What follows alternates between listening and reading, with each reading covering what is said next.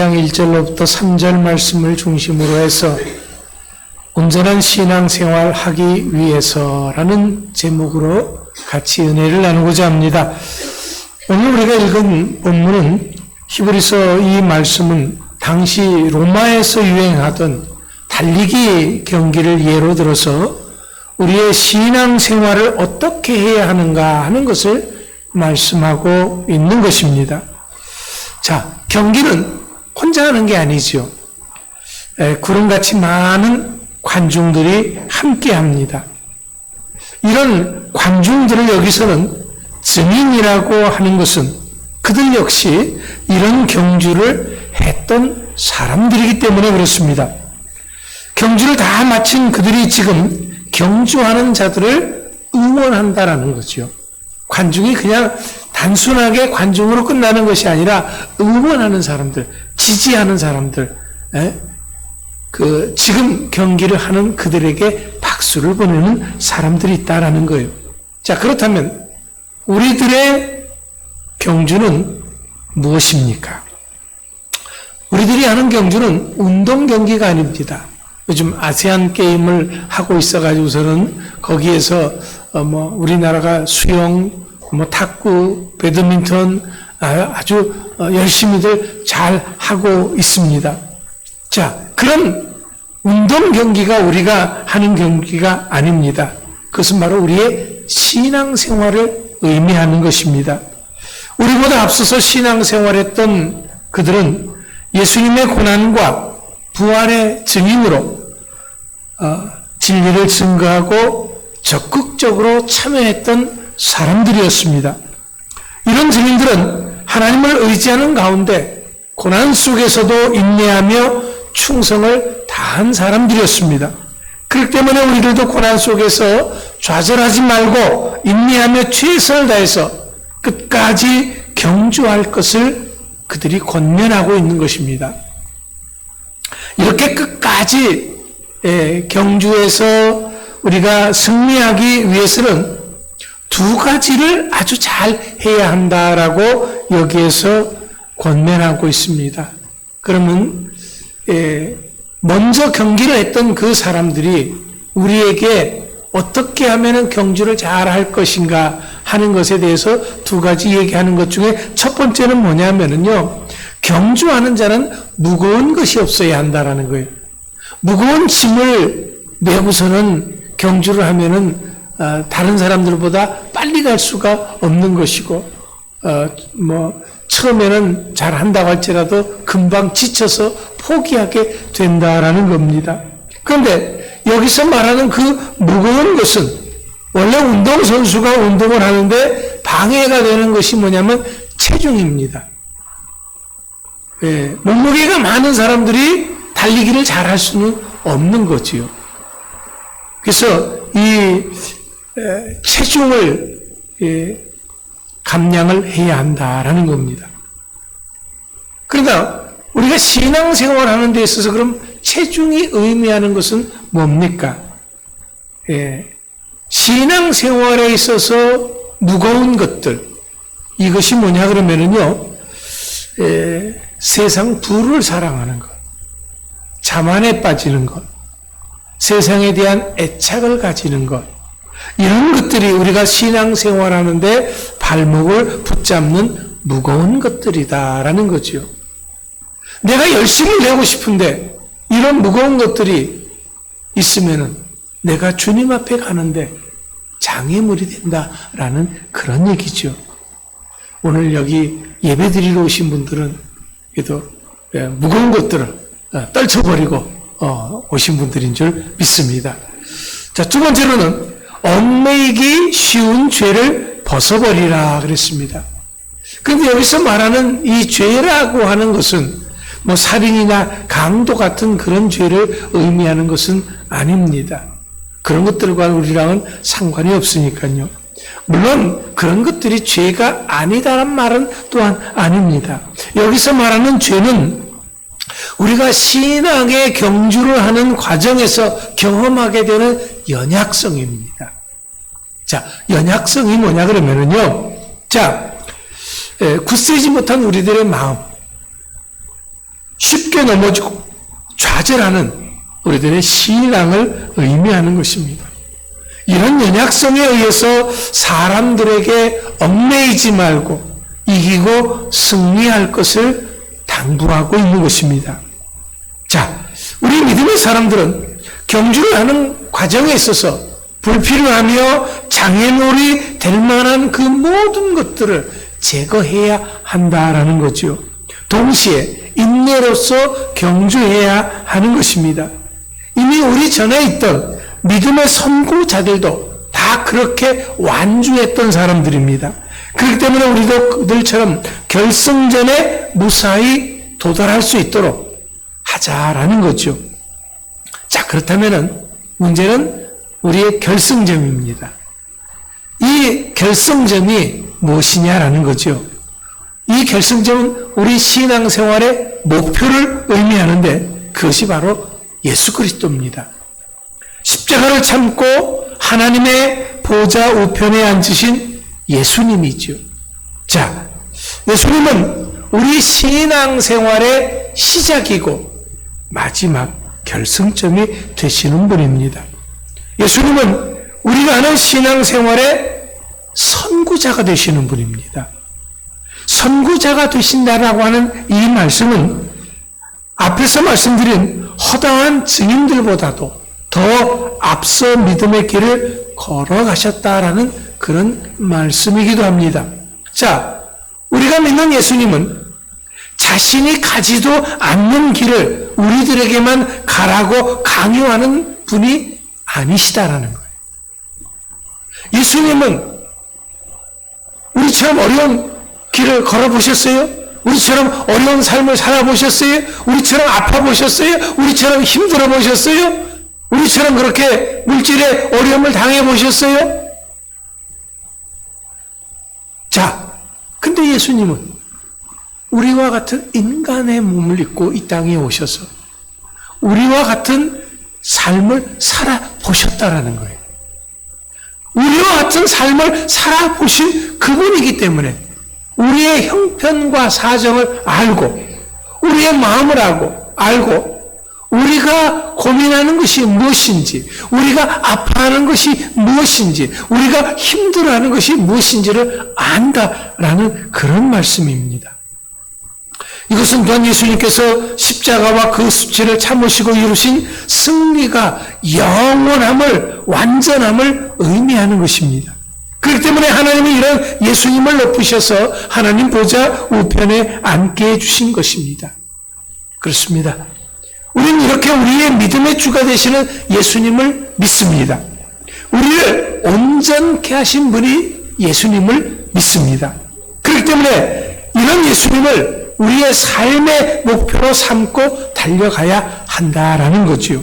이것이 바로 오늘 본문 2절 말씀인 예수를 바라보자라는 말씀인 것입니다. 하지만 문제는요, 우리가 예수님을 바라봐야 하는데 어떻게 바라보느냐라는 거예요. 자, 첫째는 지금의 우리가 예수님을 아무리 바라보려고 해도 볼 수가 있어요, 없어요? 없지요. 왜냐하면 이미 예수님께서는 부활 승천하셔서 다시 오실 것을 기다리는 상황이기 때문에 그렇습니다. 아무리 예수님을 보려고 해도 우리는 볼 수가 없는 사람들이다라는 거예요. 둘째는 그렇기 때문에 바라보자라고 하는 이 말을 해석해서 예수님을 목표로 삼아야 한다는 그런 말인 것입니다. 이것은 참 좋은 생각이죠. 왜냐하면 3절 말씀에서도 생각하라라는 말씀을 하고 있기 때문에 그렇습니다. 우리가 예수님을 생각해야 된다는, 예수님을 목표로 삼고 가는데 그 예수님을 마음속으로 생각해야 된다는 것입니다. 이렇게 예수님을 생각하고 바라보는 데 있어서 문제는 사람들은 자신이 가지고 있는 지식이나 경험이 절대적이라는 생각을 가지고 있다는 것입니다.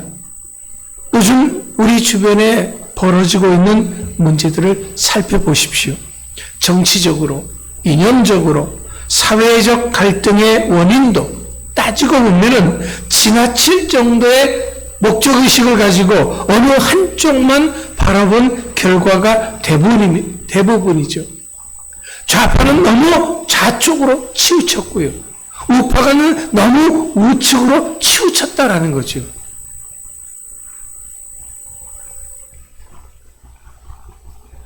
이런 생각은 우리들은 고정관념이다라고 하는 거예요. 사람들이 이 고정관념에 꽉 잡혀 있다라는 이런 고정관념은 세 가지 특징이 있습니다. 첫 번째는 지나친 일반화입니다. 자신이 가진 지식과 경험만으로 모든 것을 해석하려고 한다라는 거예요. 그렇기 때문에 지나친 좌파 쪽의 사람들은 이것이 옳다고 믿는 것이고 지나친 우파 쪽의 사람들은 이것이 옳다고 믿는다는 거예요. 또 그것으로 다 모든 것을 해석해요. 이것으로 다 모든 것을 해석을 한다라는 거예요. 그러면 이쪽이 아닌 사람은 저쪽을 바라보고 있는 사람은 저쪽이 적이 되는 거예요. 네. 두 번째는 뭐냐면 부정확성이에요. 자신이 믿는 사람이라고 그 사람이 전해주는 확인되지 않는 정보를 그대로 믿고 추정하는 것입니다. 요즘은 인터넷이 발달되어 있죠. SNS가 발달되어 있습니다. 요즘은 방송국이 수십, 수백, 수천 개죠. 개인 방송국들을 다 가지고 있어서 많은 사람들에게 많은 정보를 전달해 줍니다. 우파 쪽에 속한 사람들이 전달하는 그 정보를 우파 쪽의 사람들은 그대로 믿어버리는 거예요. 좌파 쪽에서 전달하는 정보들을 좌파 쪽의 사람들은 그걸 그대로 믿어버리는 거예요. 우측, 좌측의 문제도 아니고요. 이단도 마찬가지예요. 이단의 어떤 대표가 되는 사람들이 전하는 말이라면 그 말 그대로 고지것대로 다 믿어버리고 산다라는 거죠. 이것이 정확한 정보인가? 그걸 따져보지도 않고 묻지도 않고 따지지도 않고 저 사람이 그랬으니까 이건 맞아, 틀림없어 라고 믿어버린다라는 겁니다. 그리고 세 번째는 한번 그렇게 믿은 그 정보에 대해서 변하지 않는다라는 거죠. 이런 고정관념에 한번 길들여지면은요, 갈등이 폭발적으로 증가한다라는 겁니다. 우리나라 지금 사회가 그렇습니다. 갈등이 굉장히 폭발적으로 증가하고 있죠. 그렇기 때문에 우리가 예수님을 바라보면서 제대로 신앙생활을 하기 위해서는 이런 고정관념을 깨뜨려야 합니다. 그런 작업이 중요합니다. 그렇다고 해서 고정관념을 깬다는 것은 일상의 궤도를 이탈한다는 것이 아닙니다. 오히려 일상의 궤도로 복귀하는 것을 의미하는 것입니다. 이제 우리 믿음의 사람들은 이런 경직된 사고에서 벗어나 사물을 좀 더 유연하게 보는 자가 되어야 한다는 거죠. 초대교회 성도들이 그랬습니다. 초대교회 성도들이 바울이 말씀을 전했어요. 그러면 과연 그러한가 해서 날마다 그 말씀을 묵상했다 그랬습니다. 그렇습니다. 제가 여러분에게 말씀을 전하면 여러분들이 유 목사님이 이런 말씀을 했는데 이게 맞는 말인가? 묵상을 해봐야죠. 이렇게 살아 그랬으면 그러면 그렇게 사는 것이 맞는 것인가? 확인을 해봐야죠.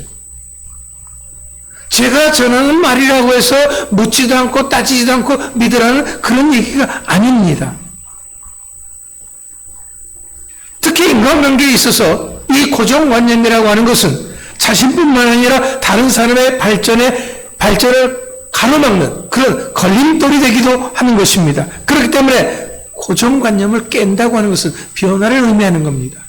우리가 세상적인 고정관념을 가지고 있으면 하나님의 말씀을 제대로 받아들일 수가 없다라는 거예요. 자, 그 예를 들어봅시다. 우리는 동전이 어떻게 생겼다고 생각합니까? 어떻게 알고 들어왔습니까? 동전은 동그랗다라고 우리는 알고 들어왔습니다. 자, 어떤 고정된 각도에서 보면 이 동전은 동그랗습니다. 이름이 그래서 동전이죠. 그런데 다른 각도에서 보면은요, 동전은 동그랗지가 않아요. 이렇게 일직선으로 되어 있습니다. 동전은 이렇게 보면은 동그랗지만 이렇게 놓고 보면 일직선인 거예요. 그러나 살짝 각도를 해보면은 타원형이 되기도 합니다. 그러니까 똑같은 동전이라고 할지라도 어떤 방향에서 바라보느냐에 따라서 얼마든지 그 모양이 달라질 수 있다라는 거지요. 만약에 동전은 둥글다고 고집하는 사람이 지도자가 되면은요, 그 단체는 절대로 발전할 수가 없습니다. 그렇기 때문에 내 생각과 다르다고, 내 입장과 다르다고 해서 무조건 적대시해서는 안 되는 것입니다. 오히려 이런 편협한 사고에서 탈피하는 생각을 가진 사람들이 발전을 할 수가 있는 것입니다. 그렇다면 우리는 어떤 고정관념에 사로잡혀 있는지 우리 자신을 살펴봐야 합니다.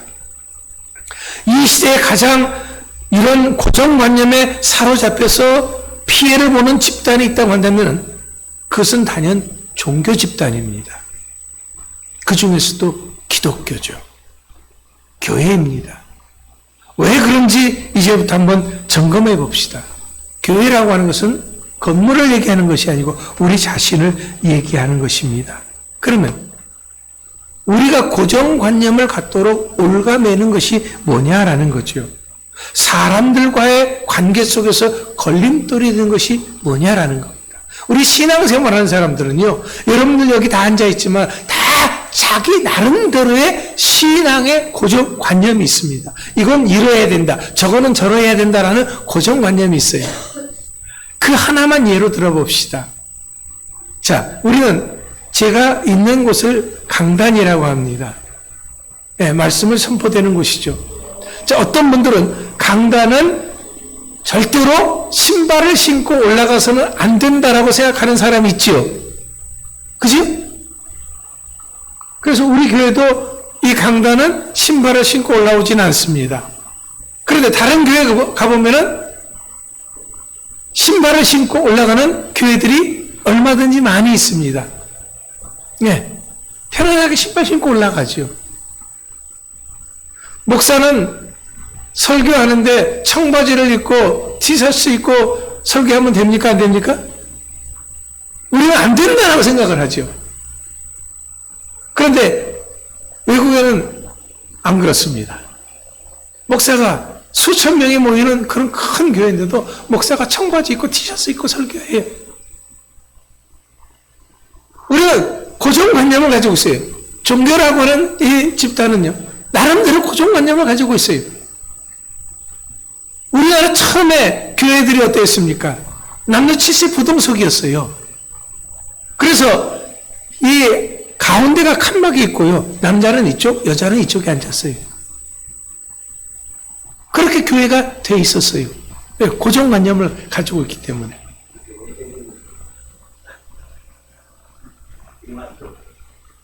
옷도, 교회 오는데 옷도요, 색깔 있는 옷 입고 오면 안 됐어요. 하얀 옷을 입고 왔어요. 어떻게 교회 오는데 슬리퍼 끌고 오고, 어떻게 교회 오는데 추리닝 같은 옷을 입고 오고, 그건 생각도 못해요. 제가 신학교 처음 들어갈 때만 해도요, 여자들이 빨간 치마를 입고 학교에 온다? 이건 상상도 못하는 일이에요. 우리는 나름대로 이 교회라고 하는 것은 나름대로 이 고정관념이 있어요. 그래서 그 고정관념에 꽉 붙잡혀 있다는 겁니다. 아사시의 프란치스코가 전해주는 많은 이야기들 중에 하나 이런 얘기가 있습니다. 자, 이 프란치스코의 제자들과 이 프란치스코가 함께 40일 금식을 하고 있었습니다. 자, 이제 마지막 하루를 남겨놓은 39일째 되는 날이었습니다. 제자 하나가 맛있는 스프의 냄새에 이끌려서 자기도 모르게 한 숟가락을 입에 떠넣고 말았습니다.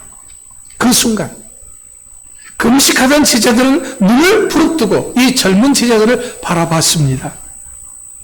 그 눈길 속에서는 유혹에 넘어간 불쌍한 영혼을 향한 애처로움이 아니었습니다. 오히려 분노에 찬 정죄의 따가운 시선을 보내고 있었습니다. 유혹에 빠지지 않았던 제자들은 유혹에 넘어간 젊은 제자를 엄하게 꾸짖어 주기를 바라며 스승 프란체스코를 쳐다봤습니다. 그런데 이 프란체스코는 이런 제자들 앞에서 말없이 수저를 집어들더니 젊은 제자가 먹었던 그 스프를 천천히 자신도 먹기 시작을 했습니다. 이런 스승을 경하게 눈길로 쳐다보던 제자들을 향해서 프란체스코는 조용히 이렇게 말했습니다. 여러분, 우리가 금식하며 기도를 드리는 것은 우리 모두가 예수님의 인격을 담고 그분의 성품을 본받아서 서로가 서로를 참으며 사랑하며 아끼자는 것입니다. 저 젊은이가 유혹을 이기지 못하고 스프를 떠먹은 것은 죄가 아닙니다. 하지만 그를 정죄하고 배척하는 여러분들이야말로 지금 큰 죄를 짓고 있는 것입니다. 굶으면서 서로를 미워하는 것보다는 실컷 먹고 사랑하는 것이 더 낫습니다. 그렇습니다. 이 이야기에서 우리에게 전해주는 것은요, 바른 신앙이 무엇인지, 경건의 폭력이 어떤 것인지를 알게 해주는 것입니다. 39일 동안 무사히 금식을 마친 프란체스코의 제자들에게서 그들이 엄격한 경건과 돈독한 신앙이 오히려 형제를 짓밟고 자신들의 영성마저 망가뜨리고 있다고 하는 이 사실을 우리가 볼 수 있기 때문에 그렇습니다. 우리들 중 누군가가 잘못했을 때 그 잘못을 꾸짖고 정죄하기보다는 잘못을 깨닫고 바른 길을 걸을 수 있도록 인내하면서 기다려주는 것이 믿음의 사람들의 마땅한 도리인 것이죠. 그렇기 때문에 우리의 경건은 겸손으로 이어져야 합니다. 우리의 믿음은 사랑으로 승화되어져야 합니다. 만약 그렇지 않다면 우리의 경건과 믿음은 오히려 다른 사람들에 대한 배타와 거부가 될 것입니다. 무엇보다도 우리의 경건이 폭력이 되어져서 다른 사람들의 영혼을 상하게 하는 끔찍한 범죄가 될 것입니다. 오늘 본문의 말씀처럼 분명히 우리들이 온전한 신앙생활을 하기 위해서는 우리들의 시선은 믿음의 주요 온전케 하시는 예수님을 바라봐야 합니다. 믿음의 대상인 예수님은 결코 변할 수 없기 때문에 그렇습니다. 이것은 분명 절대 고정입니다. 하지만 우리가 예수님을 바라보는 방법은 한 가지가 아니죠. 똑바로 바라볼 수도 있고 비스듬하게 바라볼 수도 있고 오른쪽에서 바라볼 수도 있고 왼쪽에서 바라볼 수도 있고 밑에서 바라볼 수도 있고 위에서 바라볼 수도 있습니다. 바라보는 방법은 수천 수만 가지가 있을 수 있다라는 거죠. 한 가지만이 아닌 거죠. 예수님께 그 목표가 되는 예수님께 다가가는 방법도 하나가 아니죠. 각 사람이 다르듯이 다 다를 수 있는 것입니다. 뿐만 아니라 우리가 예수님을 목표로 삼고 달려가는 우리들은 그 무엇보다도 예수님을 기쁘게 해야 한다는 우리들입니다. 우리가 예수님을 기쁘게 해야 한다고 하는 그 전제는 변하지 않습니다. 한 가지입니다. 예수님을 기쁘게 해야 된다. 그건 틀림없지요. 그런데 예수님을 기쁘게 하는 방법, 그것은 수천 수만 가지일 수 있는 것입니다. 우리가 믿음의 사람들은 하나님께 영광을 돌려야 한다. 주님께 영광을 돌려야 한다. 그 전제는 변하지 않아요. 그러나 그 영광을 돌리는 방법은 수천 수만 가지일 수 있는 거죠. 꼭 나처럼 해야지만이 하나님께 영광을 돌리는 것이다. 하나님을 기쁘시게 하는 것이다. 그건 아닌 겁니다. 노래를 하는 사람은 노래를 통해서 하나님께 영광을 돌릴 수가 있는 것이고 하나님을 기쁘시게 할 수가 있는 것이고 반주를 하는 사람은 반주를 통해서 첼로를 하는 사람은 첼로를 통해서 드럼을 하는 사람은 드럼을 통해서 무엇을 통해서든지 하나님께 영광을 돌릴 수가 있는 거예요. 그럼 찬양만 하나님께 영광을 돌리는 거 아니에요. 내가 할 수 있는 그것을 통해서 하나님께 영광을 돌리고 하나님의 기쁨이 될 수 있는 것입니다. 나처럼 하지 않는다고 해서 저 사람을 징계하거나 또 멸시하거나 해서는 안 되는 것입니다. 문제는 내 것만이, 내 생각만이 옳다고 우기는 것입니다. 사람들은 또 이것을 다른 사람들에게 강요하는 것. 그래서 나와 생각이 같지 않으면 다른 것이 아니라고 틀렸다고 하는 것을 우리는 또 그것을 그렇게 틀렸다고 정죄까지 합니다. 그렇기 때문에 내 생각만이 옳다고 하는 것은 이건 가장 위험한 생각인 것이죠. 왜냐하면 하나님께서 우리 사람들을 만드실 때 한 색으로 만들지 않았어요. 사람들의 피부색도요 다양하지요. 검은 피부색부터 하얀 피부색까지 다양합니다. 그 검은 사람만 있고 하얀 사람만 있는 것이 아니라 그 중간에 피부색도 있고요. 또 새까만 사람도 있고 덜 새까만 사람도 있고 하얀 사람도 있고 덜 하얀 사람도 있는 거지요. 남자만 있는 것이 아니고 여자도 있습니다. 우리는 다 같은 언어를 사용하는 것이 아니라 우리는 참 다양한 언어를 사용하고 있습니다. 그에는 그 다양한 가운데서도 하나가 되는 것입니다. 왜냐하면 예수님이 그렇게 하시길 원하시기 때문에 그렇습니다. 또 우리 모두가 그렇게 하나가 되고 예수님이 그렇게 하나가 되라고 예수님이 십자가 지신 것이죠. 하나님과도 하나가 되고 성도들 간에도 하나가 되라는 것이죠. 내 생각과 같지 않다고 해서 배척하는 것이 아니라 우리는 서로 하나가 돼서 같이 한 소리를 낼 때 아름다운 거죠. 우리가 오케스트라의 연주를 듣습니다. 오케스트라에는 수많은 악기들이 있습니다. 자, 그 수많은 악기들이 다 지 소리만 낸다고 한다면 시끄럽죠. 소음이 되죠. 그런데 자, 앞에서 지휘하는 사람의 그 지휘를 따라서 그 악보를 따라서 연주할 때 어떻습니까? 사람의 마음을 감동시키는 멋진 연주가 되는 것이지요. 사랑하는 성도 여러분, 예수님의 구속의 은혜로 우리는 하나가 되어졌습니다. 한 분 하나님을 모시고 있는 예수님의 몸과 피를 나눈 우리는 한 형제 자매들입니다. 그렇기 때문에 이제부터는 조금 더 열린 사고방식을 가지고 신앙생활 해야 합니다. 예수님을 바라보고 달려가는 데 있어서 서로 간에 힘이 되고 또 서로가 응원할 수 있는 우리가 되어져야 합니다. 우리가 신앙생활을 해야 된다. 예수님을 바라보고 달려가야 한다는 대전제는 변하지 않습니다. 그러나 달려가는 방법은 다 다를 수 있는 거지요. 그렇기 때문에 우리가 조금 넘어지고 힘들어하는 사람이 있다면 응원해주고 또 지지가 되어줘야 하고 그 무거운 짐이 있다면 들어줄 수 있어야 되는 거죠.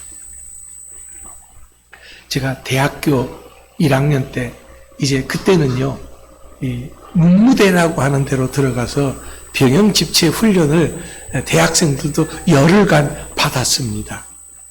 그런데 그 훈련이 거기는 그때는 상당히 힘이 들었습니다. 지금 이제 군대 가서 훈련소에 가서 훈련 받는 것처럼 그런 훈련을 받았기 때문에 상당히 힘든 부분이 있었어요. 그런데 그때 보니까요, 제 한 친구가 굉장히 이 구보하는데 힘들어해서 잘 못하는 거예요. 근데 같이 결승점까지 가야 되거든요. 근데 그 친구가 힘들어하니까 제가 그 친구 거를 들어줬어요. 그래서 같이 잘 마칠 수가 있었습니다. 그런데 그 친구가 지금까지도 그걸 고마워하더라고요. 그래서 제가 그 친구는 강원도에서 목회를 하는데 후배를 데리고 이제 방문을 했더니 밥을 맛있게 사주더라고요. 그때를 고마워하면서 네, 우리가 힘들 때 서로 간에 누군가가 힘이 되어준다면 그 사람은 잊지 않을 겁니다. 잊을 수가 없는 거죠. 우리가 신앙생활 하는데 요즘에도 보면 힘들어 하시는 분들 있습니다. 티내지 않지만은 힘들어 하는 분이 있어요. 얼마 전에 우리 교회 새로 오셨던 이재철 집사님 있잖아요. 요즘 안 보이잖아요. 이재철 집사님.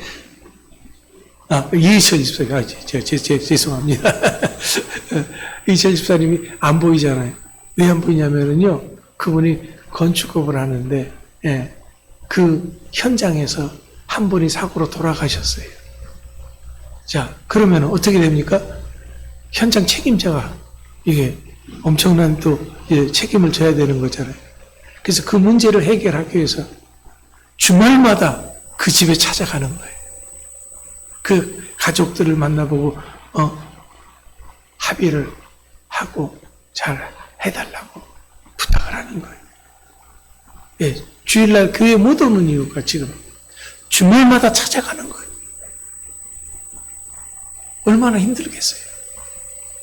문제는 잘 해결되어질 것 같다고 합니다. 네, 여러분들 위해서 기도해 주세요. 여러분들 우리가 보이지 않지만 힘들어하는 여기 앉아있는 분들 중에도 힘든 분들이 있습니다. 그러나 우리는 한 형제고 자매들입니다. 우리가 같이 신앙생활을 끝까지 완주할 수 있도록 힘이 되어주자라는 거예요. 응원하자라는 겁니다. 격려와 박수를 보내주자라는 겁니다. 그렇게 하나가 되어서 우리가 나가자라는 거지요. 그럴 때 우리 교회가 부흥하고 놀라운 역사가 일어날 것입니다. 올가을 이런 일에 앞장서는 여러분들이 다 될 수 있기를 간절히 축원합니다. 기도하겠습니다.